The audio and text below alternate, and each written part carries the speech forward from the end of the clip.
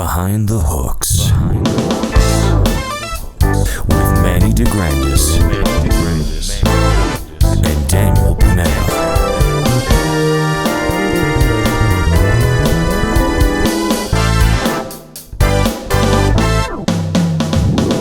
Welcome back, Hello. Daniel Panetta. What's up, Manny DeGrandis? How you doing, buddy? I'm doing all right, just hanging and hanging. This does feel like a hang. This is a nice. I don't know. I feel good today. How you feeling? Yeah, well, it's a good day, right? I kind of feel all right. Pretty snowy, but otherwise pretty good. Yeah, working out things. So what's new with you? There's a couple things actually, and I kind of wanted to talk about it here. If we want to just dive into it. I recently signed on with this company, and the reason why I'm bringing it up is because behind the hooks, we look at a lot of things where it's like, what happens behind the music? What's going on? What's the production style? What's the what's the process like? So I recently signed on with a company, and you may have seen ads on Facebook called SongFinch.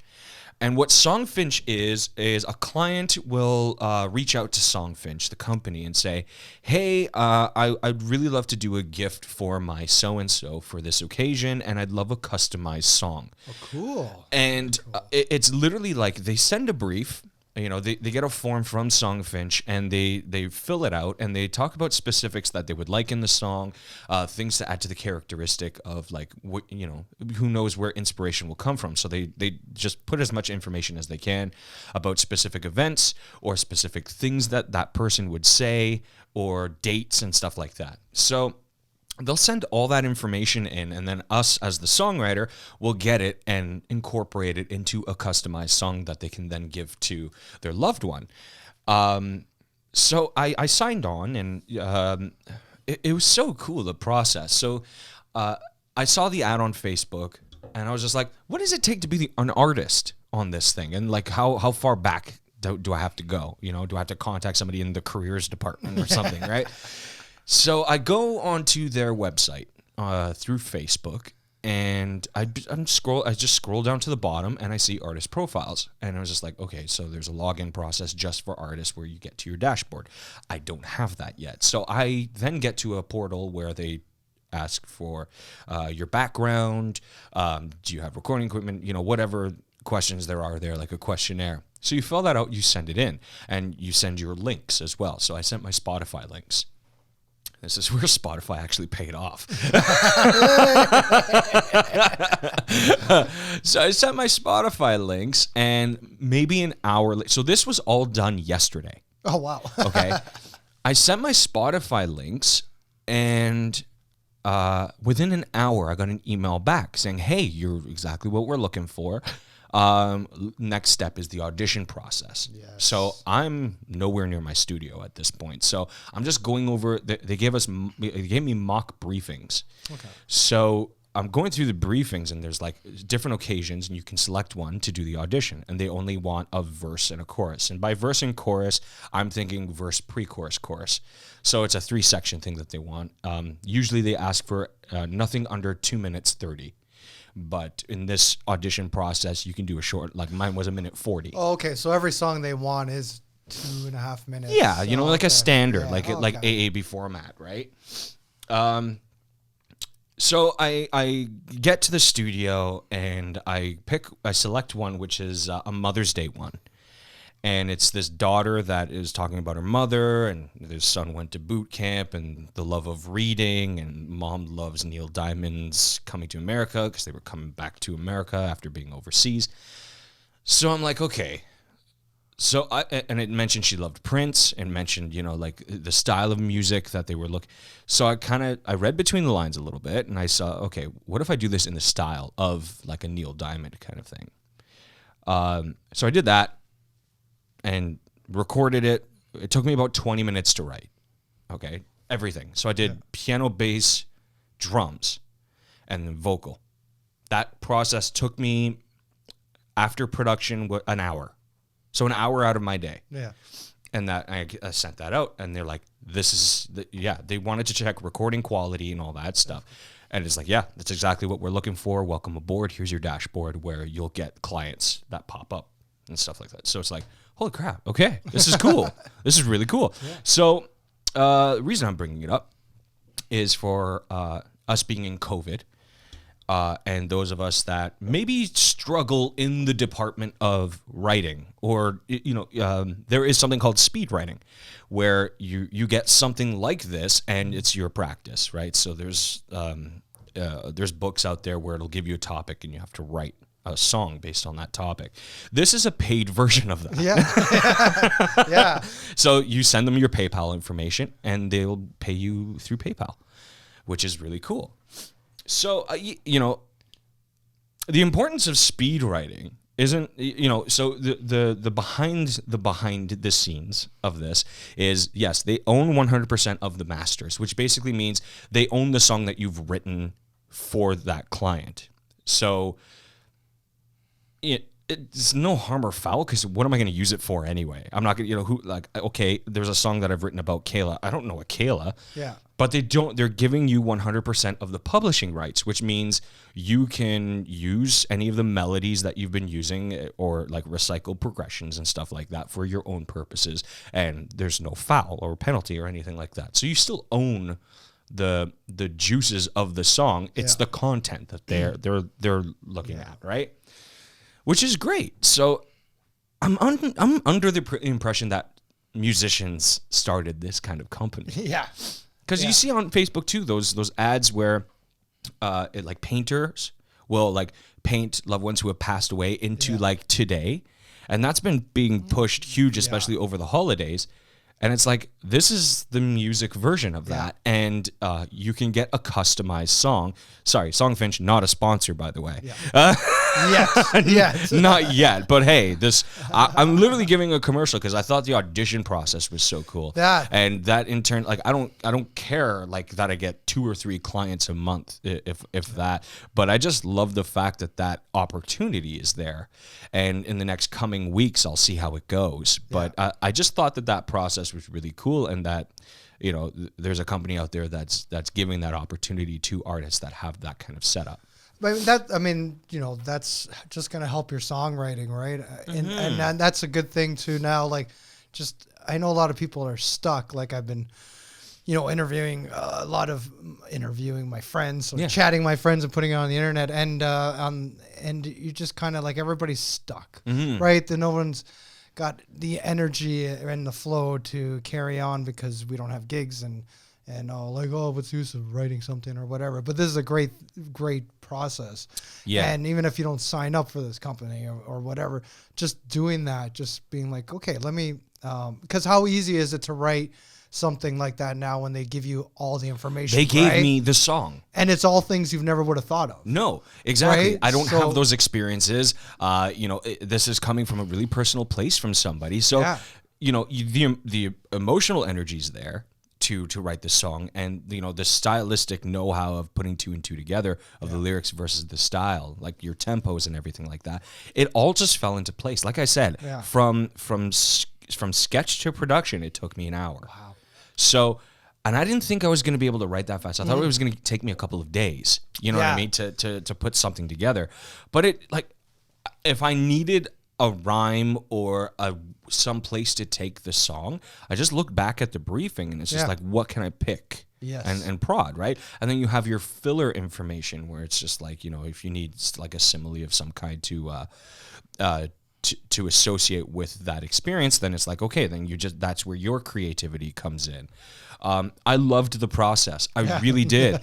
And, because it takes me so long to write a song because I'm so hard on myself. But if I'm doing it for somebody else, it's like, let's just, shoot in the air, see where this bullet lands. You know what I mean? And that's kind of the way I approached it, where they were looking for the sound quality. It's like, okay, I've got the studio. Here's the quality, right?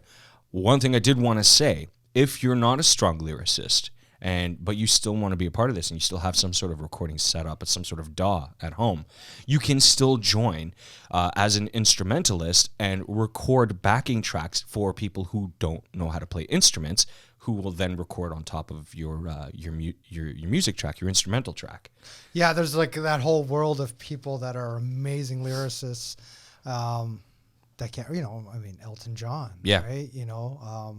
Oh my God, the Family Guy reference to it.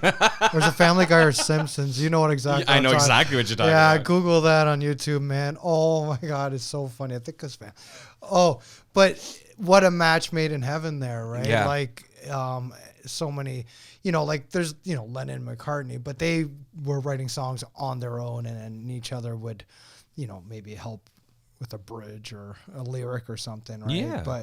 But with that, like, that's really cool. And you nailed it too. You're hard on yourself, but if you actually put yourself in, like I hear it all the time, I was reading the newspaper and, or even just kicked in my head, right? The Benefit of Mr. Kite from the Beatles is just a poster they found at a garage sale or something, there right? You go. Right? So stuff like that, you never know when, but those were different times. It's, you know what I mean? If you're thinking like, like a band now, can't really come up with a song like that, but look at your friends list for a second on Facebook.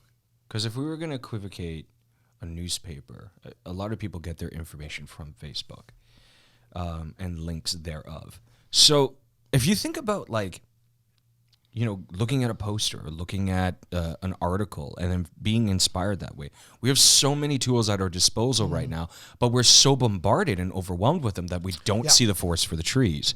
So by doing this, I'm finding that even just from the first step, it's like, this took me 20 minutes to write a bed track. That never happens. Yeah. That never freaking happens, right? And of course, you go through like, okay, this isn't going to work. I don't like this way, the way this feels. This isn't really, because now you're delivering a gift. Yeah. It's like, how are you wrapping this gift? Exactly. Okay. Are you thinking of that other person and their experience when they're opening this gift? I am now. Yeah. And it's just like, okay, so as much as I am hard on myself for the stuff that I write for me, I'm thinking on a different side of things where it's like, it's totally, I'm just the messenger here. Yeah. I'm literally I'm facilitating a gift and I'm speaking on behalf of somebody else. So going back to the Facebook thing, if you go on your Facebook and you look at the posts, look at your friends' posts, look at the stories they're telling, look at the things they're talking about, look at the things that they're emotional about. Even if you're not emotional about those things, just read them, right? And then write a song about it. Yeah. That's literally this. Exactly. So there's inspiration out there. You just have to be open enough to find it and be able to sit down and allow yourself that hour to try and write something from sketch to production. And if it's not an hour, that's okay. If you don't get it in the first shot, that's fine. It's a process. And I didn't think I was going to be able to do it on the first go. Do I like the song? I don't have to. Yeah. But is Somebody there else elements has of to. it that you might now use somewhere else? 100%. Yeah. Right? 100%. And there's elements in there that you've never used before. Right. So that's cool. Absolutely. Because the Neil Diamond thing, the love for Neil Diamond that these people have, and my love for certain Neil Diamond songs and the way that he vocalizes things and how he's singer-songwriter-y of that era, but with a big band. Yeah. If you want to break Neil Diamond down to those things. And I'm just like, yeah, I could do that. Yeah. So add some wordiness to it, add some lyric rhythmic elements to it, and keep my voice in that kind of timbre where it's like, it's low, it's more of a conversation. I don't have to belt. Yeah.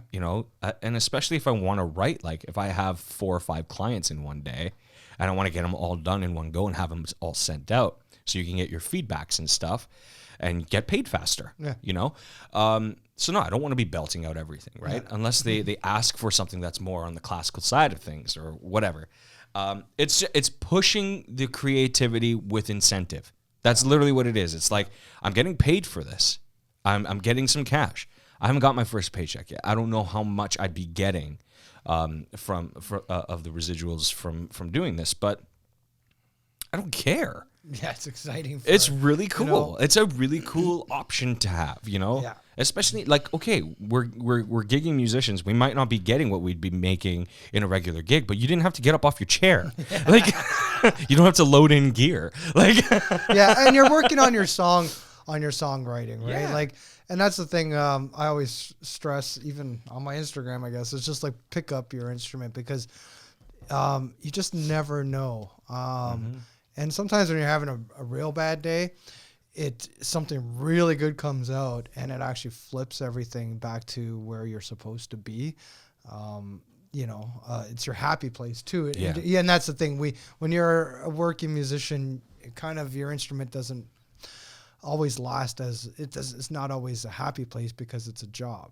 it's a necessity over an accessory. So what do you do? I mean, I've gone periods of not, I wanted to talk about that too. Like, I feel guilty. I get this feeling of guilt when it's like, I'm just not up for sitting at the piano. Mm-hmm. And then there's a part of me where it's like, and I don't know if it was drilled into my head, but it's like, you should practice though. Even if you're not writing something. And it's just like, I feel this guilt because I don't want to get up off the couch. Like, I just want to chill for a little bit and like relax. Like, I was burnt out and it's just like, music makes me feel good. Yeah. But I can't bring myself to feel good enough to open the studio and get in there and start playing. Do you ever get that? Like that feeling of guilt? Oh, yeah, for sure. There's always guilt, so what I've been trying to do is I'm like, okay, well, just go start playing your favorite tunes, lifting your favorite tunes, just, and I just did this a couple weeks ago with Jamiroquai. I just put on, Return of the Space Cowboy. I just started lifting away. And then what I do is I'm like, okay, if I'm going to make Instagram videos so that I really work at it. Because I have got this bad thing of, I don't know if it's bad, but I get bored of, I'll lift the line and then I don't work out the nuances and stuff because I'll move on to something else, right? There's two things that happen. Either I get inspired to do different kind of practicing or I get inspired to write something. Right. So it's not like, oh, I learned it enough, I'm gone. It's just kind of like, well, I'm not going to play it live, so that's cool. But I'm like, well, now if I'm like, okay, I'm going to put it up on Instagram. So I try to get it as close as I can. Problem is, too, and I do this, and I know a lot of people don't, and they're better off for me, but than me. I put it up too soon. Like, I'm not practiced enough. Like, if an Instagram is usually like something I worked on for 10 minutes, where I know some people will spend, the week or days, right? And that's the smarter way, right? I'm just like, oh, I'm in the mood. I'm in the mood to put something up, right? Because that's the other thing. Like, now I'm in the mood to put something up and give away that I need to do it. And then I'm not going to learn it and then work on it a bit better the next day, and then do it, put it up, because by then I'm gone. My mind's already on another album or another project or another writing thing, right? So it's really weird. And I know like some guys are like, what? Like, I got to practice it a few times and, and whatever. And that's okay. Which is better in the long run when you look through, when someone looks through your page and it's like, okay, like it's super perfect. Right. I mean, if I was doing videos for teaching purposes, then you got to break that down. Or like, super play-alongs where you have the tab underneath or whatever, the music underneath. That's a different story too, because then it's like, okay, it should be perfect because, people are going to be watching this to learn the song, right? Me, I'm like, here, enjoy this, and have fun. So your thought process when you're lifting, right? Let's pretend COVID's not a thing. Yeah. So you're walking into a gig and they've given you some sort of a set list. Now, 95% of that set list you've played before. You have some sort of memory of the progression and what you're going to be doing in it, and because you've practiced it so much. But some of there's that 5% where it's like, I've never done these songs before. I'm going to shut them out and kind of get up on stage and do my thing. So obviously with the Instagram videos and hearing you talk about it, it's like, okay, so I'm not practicing to that capacity, but isn't it the same in a way where it's like, I haven't done these tunes before. I'm going to lift them, play them to the best of my abilities to get up on the gig. Instead of the gig, it's a post. So are you treating it the same way? No, you're not. No, because if it's a gig, then I try to get it as close and perfect as I can. So how, on average, I know this is a stupid, because it varies, but on average, the time you're taking to sit down, lift a tune, put your nuances on it to give it a little bit of that Manny flair for a gig, on average, how much time are you spending on a song? That's the thing. The longer I have with the stuff, so if I get a list and I have 3 weeks to the gig, first thing I do is pick out the songs I don't know, and then out of those I pick the hardest ones to learn. And so generally, if I had 3 weeks, let's just say, there'd be probably 4 songs that I would play every other day. Right. Okay. And then break up the list, right? Maybe do set 1 Monday and then set 2 Tuesday, or take the whole week to get through all of them. But generally, like you said, I'll know a bunch of them anyways. Yeah. So, there's always like, I don't know what it is with every gig. Well, I guess it's bass player, because some bass lines are really boring and terrible, and then some of them are really cool, right? Yeah. And then those are the ones you have to shine on, because that's what's going to get the call back. They're like, right. Like, oh, they played the hard song really well. So, yeah, so I mean, I just work on it as much as I can. The other trick I do is I listen to the songs. I put it on a playlist. Listening, yeah. Right, and then I found that really helps, because I can't tell you how many times when you're crunching and you're learning and you're lifting and your ears just get tired and you're like lifting things wrong, and but wrong enough, like the bass. You're just like, what was I thinking last night at 1 a.m.? Oh, that's why, right? So you put it down and do it the next day. But yeah, so just like that kind of stuff, right? Just the more time, the more I put into it. But yeah, like if it's like a week of, there's songs I won't even work on.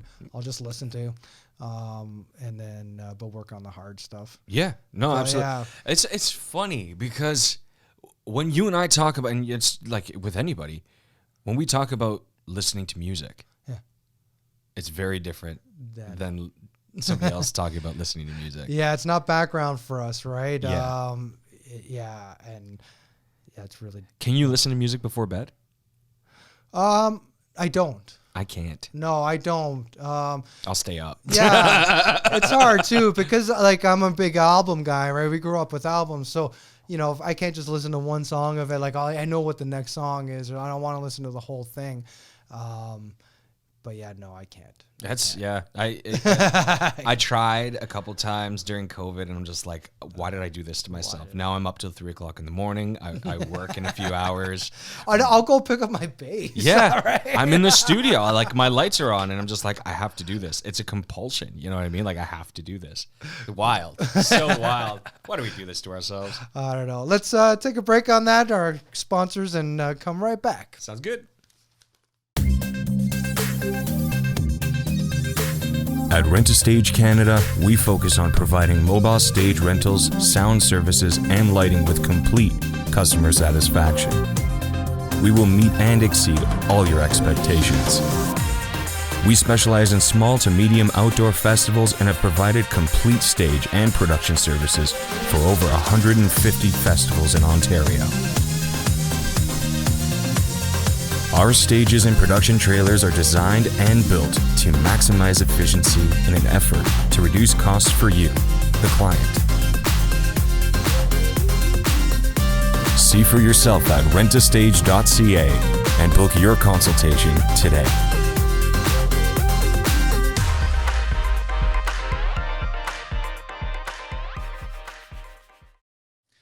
Welcome back. I want to build segments I know. where it's like it's all pre-recorded, make our editors sweat. Yeah. And like everything's just like we have introductions for all of these segments. That would be so cool. I'm gonna work on it. When Manny scratches his nose, I want this sound. It's a harp.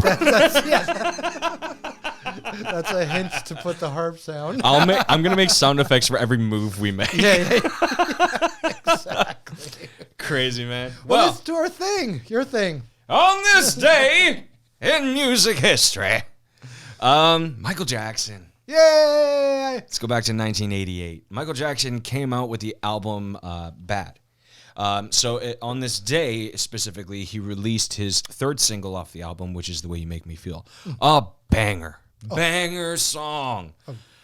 A banger album. Video. Well, that album. Oh my god. Yeah, and it's amazing because that song, that video was like a precursor to like a reel that he did as well, which was on the Dangerous tour. I think it was either I don't know. I'll look into it, but I'm going besides the point here. So he released The Way You Make Me Feel. Bad was his 7th studio album solo, and we talked about this where it was like, what? Because we know Off the Wall, we know Thriller, we know Bad. We forgot that little Michael Jackson released a bunch of solo stuff too. I remember Ben. I just don't listen to it. Yeah, I have that album. But he released a lot of stuff as a youngster too. So it's his 7th solo studio album. He went in with 60 songs written for that album. So he went away, did his thing, wrote the songs, did the demos, and then went to Quincy Jones and was like, here. Oh my God. What do you do with that? I mean, on a tedious point of view, it's a nightmare. Yeah.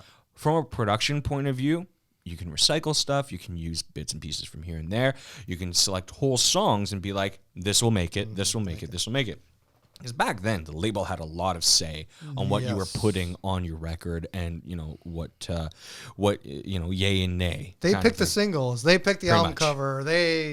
Now, Michael Jackson owned life at that point. I mean, he had been in the industry already for 20 years, and he wasn't, he hadn't even broken 40. So yeah, I find I got into Bad later in life than I should have. I mean, by that point, well, Dirty Diana, let's say, like that point, Guns N' Roses was out, so I was into Guns N' Roses.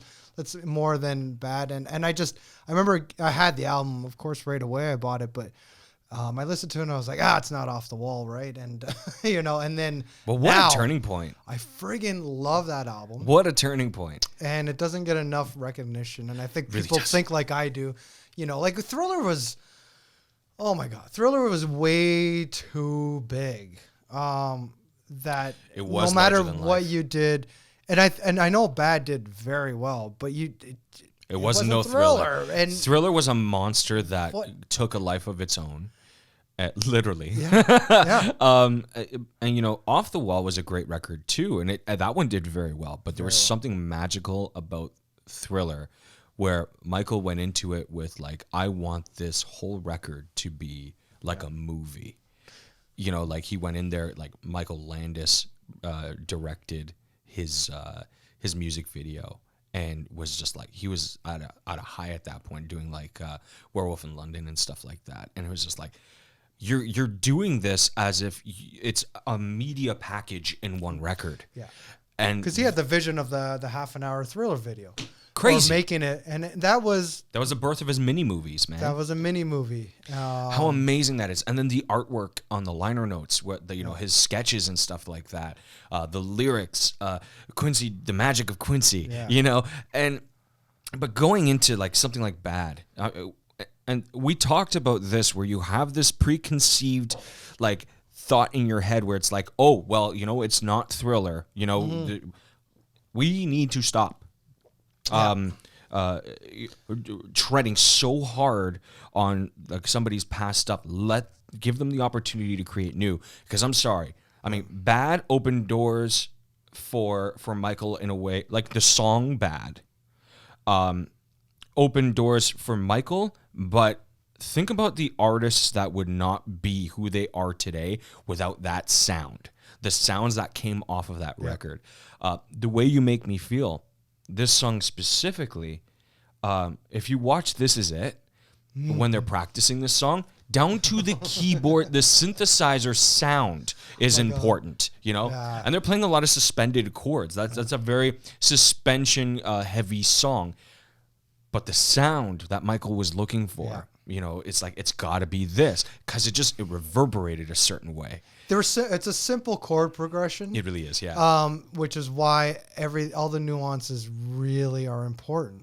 And Michael knows that. Yeah. And you see that he knows that beyond, like, oh my God, I'm watching, this is it. Crazy, right? Just that section of the movie, that part of the movie always comes back to me, where he's standing face to face with the keyboard player. Okay. And he's just like, Chills. not yet, Sorry. not yet, because he wants to go Yeah. up to the sus chord, and he's just like, oh, not yet, no, ga, and he's playing on those offbeats, and it's just like, wow, man, so wow. And you know, I mean, I think the other, you know, well, a couple points here is just in 80, you know, Off the Wall was great, but what the biggest difference was videos. Mm-hmm. And the moonwalk. I mean, listen, right. I mean, you're comparing "Don't Stop Till You Get Enough" Yeah. with Thriller, Billie Jean. Like, I mean, "Off the Wall," the song "Off the Wall." Yeah. Yeah. Every time I hear it, it's just crank. You know, like, it's such a good tune.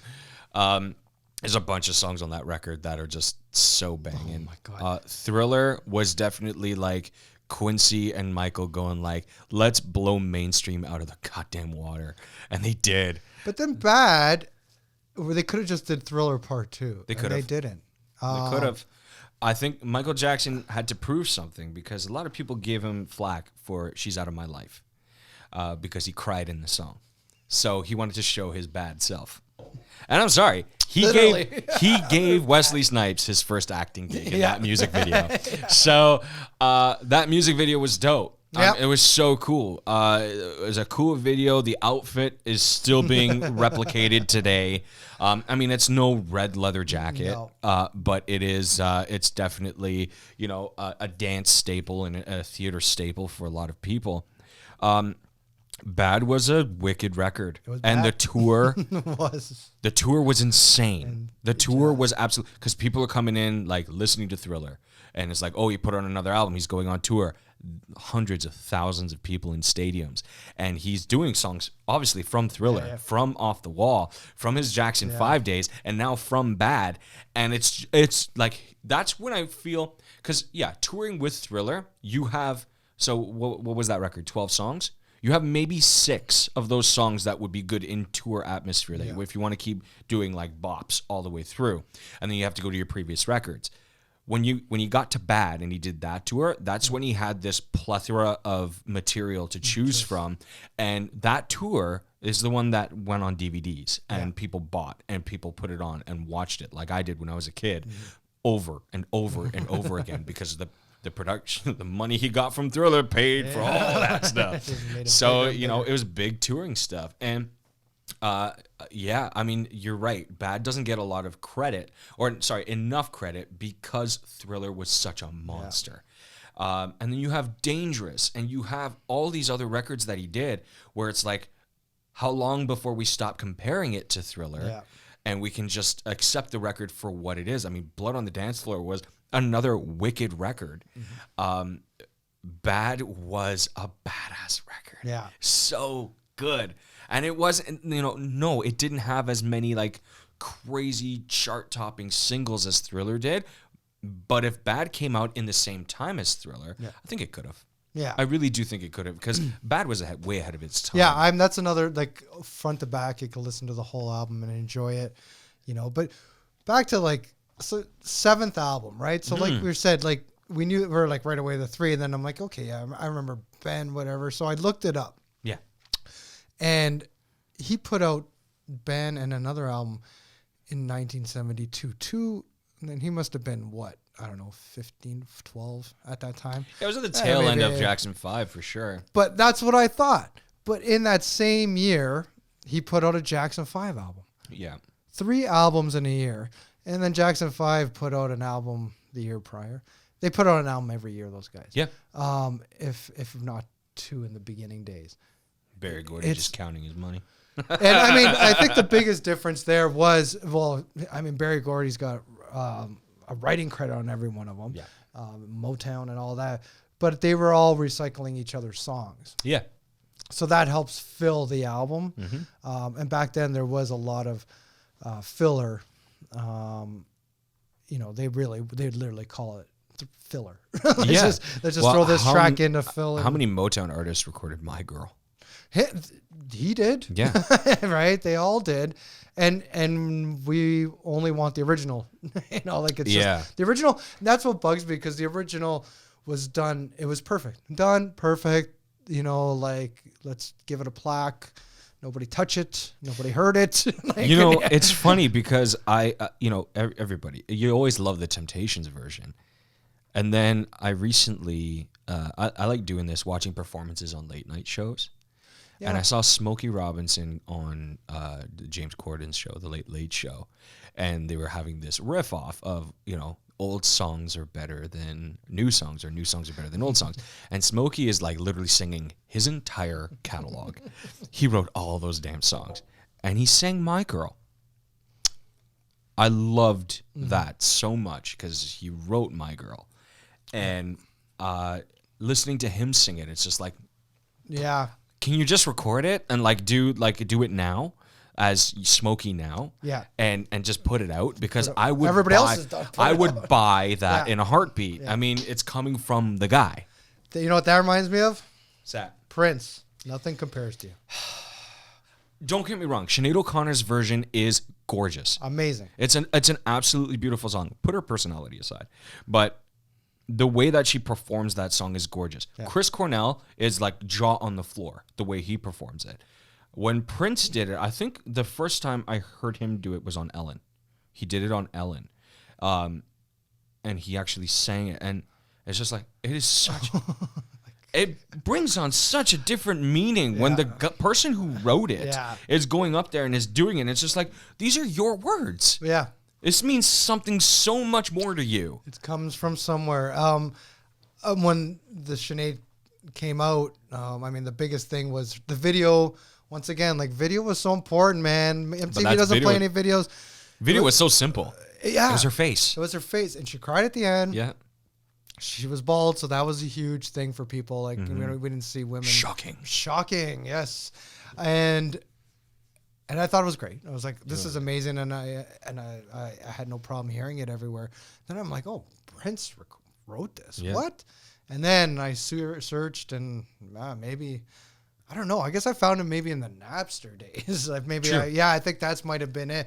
And I was like, what is going? This is so amazing. His version is just, but I mean, it's Prince, right? Prince, like, when Prince writes a song with the intention in mind that it's not going to be for him. And he did that a lot. A lot. Like, more than people understand. Yeah. Like he's responsible for some, like, Madonna. Like, he wrote for so many people. He was one of those, like, shadow writers that just, like, he went around. He's like, I'm gonna make you a superstar based on the song I write for you. Well, the time, right? He was part of that. Like, well, apparently at his mansion, there's a bunch of jam rooms. Yeah. So even, you know, as far back as 10 years ago, he would have the girls in one room. And then the guys, the dudes in the other room, because everybody's like, yeah, I played with Prince and played. I'm like, what? Like, how many, like, how many bands he was in? He literally had, I think, it was definitely 2, maybe 3 bands going at the same time, and he would go into each room and, like, sing with them or pick up a guitar, but they were like all 3 jamming at the same time, or 2 for sure. He went on Arsenio's show near when he passed away. He was with Third Eye Girl, and you know, very trippy, like psycho funk kind of thing, where it's just like, you know, overdrive. Yeah, it was definitely a homage to Hendrix and very much so. But yet with Prince's Prince-ness. Crazy record. When that record came out, it was around, what a crazy time in music. That was around 2016, I want to say, when it really took the weight of what it was in, because he was in like 3 or 4 different bands that was putting out stuff all at the same time. And it was around the time of like David Bowie's last record, and, you know, Lazarus and like all that stuff. all that music that was coming out of almost like the last hurrah, like I'm gonna keep firing stuff until I can't anymore, and people literally did. Yeah. 2016, as much as 2020 was a nightmare. 2016 we lost a lot. For musicians, it was the hardest year up until 2016 hurt. Think about that year and the amazing music that came out as a result. And Prince being one of them. I think he put out like 2 albums that year or something. That's crazy. Like that. Yeah, Wikipedia, because he didn't get enough media attention by that point. But what's great about David Bowie and Johnny Cash too, like these final times, they kept changing, right? Like Prince is Prince, but he still kept changing, right? And I can't believe how like on the ball he was with stuff, right? Like he called, if not psychic, like he would. He knew that stuff was coming. He must have been on YouTube all the time or had people on his team. Like he would find people and invite them out to his studio, right? So, like Mono Neon, like he was on him, and like Mono Neon's still not a household name, but far back then, he was watching. He's like, I see you. I see you. I see the what girls you're doing. were all up and comers, right? And they were all, like Donna's a Toronto girl, and she, like he found her all on the internet. The drummer girl was like, she was doing drum videos, and she was amazed. Like, okay, I'll take you and you and you. And you answer that call, man. You're flying and riding your bike. You're not. Yeah, you're getting on a bus. And you're going to see Prince. But how crazy is that? Like you do your thing, and all of a sudden Prince is finding. He was so on the ball. Even and he could have not done anything. Instead, he had 2 bands going, because like I'd always like read interviews. I'm like, how are you the bass player? Right? He's got the girls going. Like, what do you mean? And it's like, well, I want to put it in perspective a little bit. So think about the videos. How old was he then? I mean, how old was he when he died? 50 something or other. Like, maybe early 50. I'll look it up, but it was way too young. But by that point in your, he was still on it. He was still on it. The thing that we always forget is that these incredible, life-changing artists and songwriters are people. And what do we do when we're bored? We binge watch concerts and performances and stuff like that. They're doing the same thing. They're watching these guys and they're typing in specific searches, and it's like, I feel like this today. I'm almost visualizing Prince sitting on his velvet couch and like with a laptop in front of him and just typing in like shit that like words put together and seeing stuff. He's like, see this is what I'm looking for. And he 100% was that kind of guy. And I can see him going to like assistants and like people that he was close with. He's like, you see this shit yet? Yeah, look at this. And like showing it off. It's like that process of discovery, even for artists that we look up to and we idolize and we're just so infatuated with, that are so genius.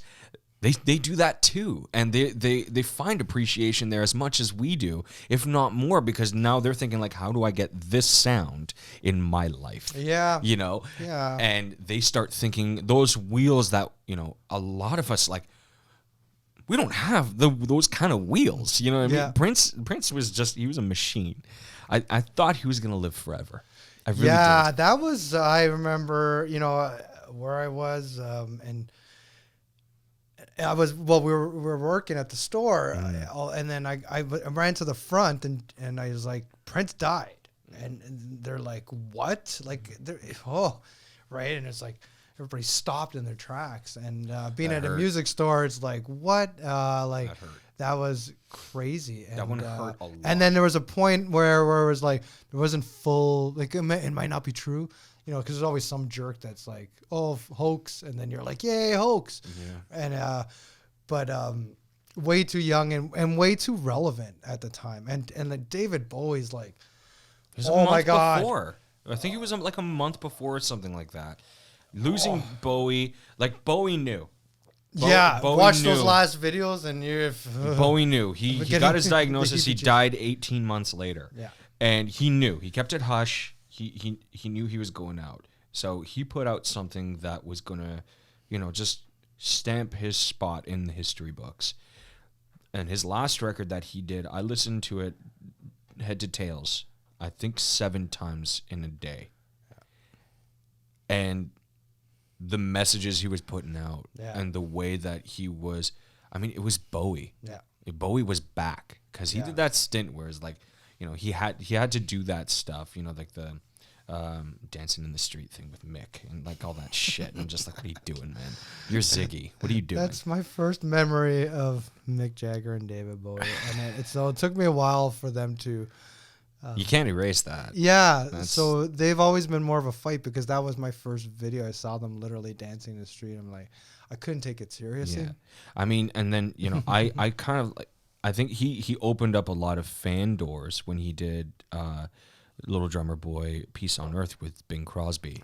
He got a completely different demographic at that point, and in turn, the maturity in his music changed. I'm not saying that the maturity in your music wasn't there, because I mean, his Ziggy days and his early days were brilliant, way ahead. Started.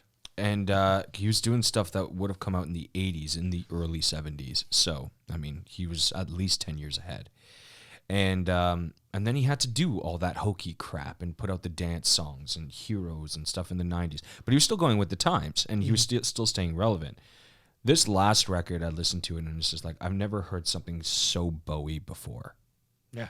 This was so authentically him that I forgot about everything else he did and just like focused in on this record. And I was just like, this is the most masterfully put together album, or at least piece of art that I've seen or heard. It was definitely, and the videos are definitely heart-wrenching.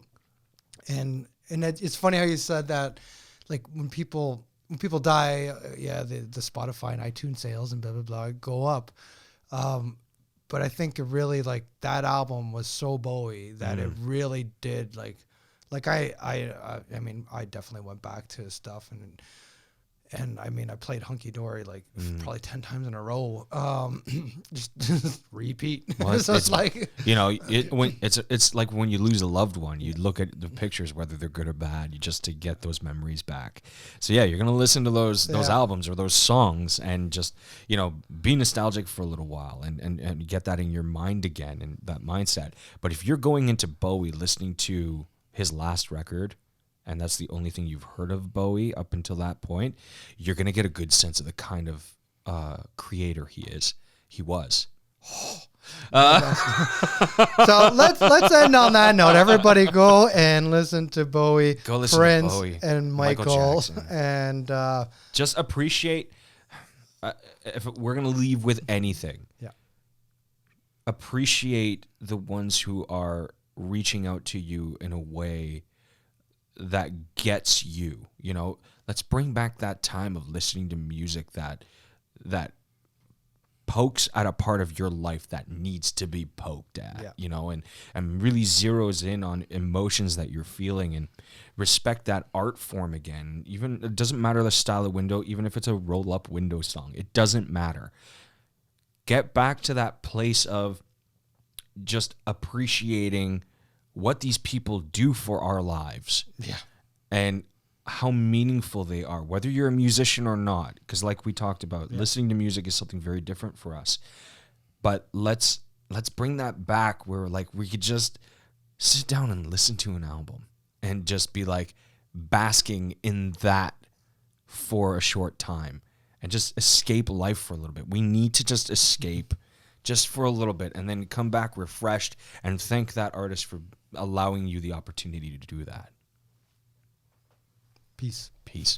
Behind the Hooks. With Manny DeGrandis and Daniel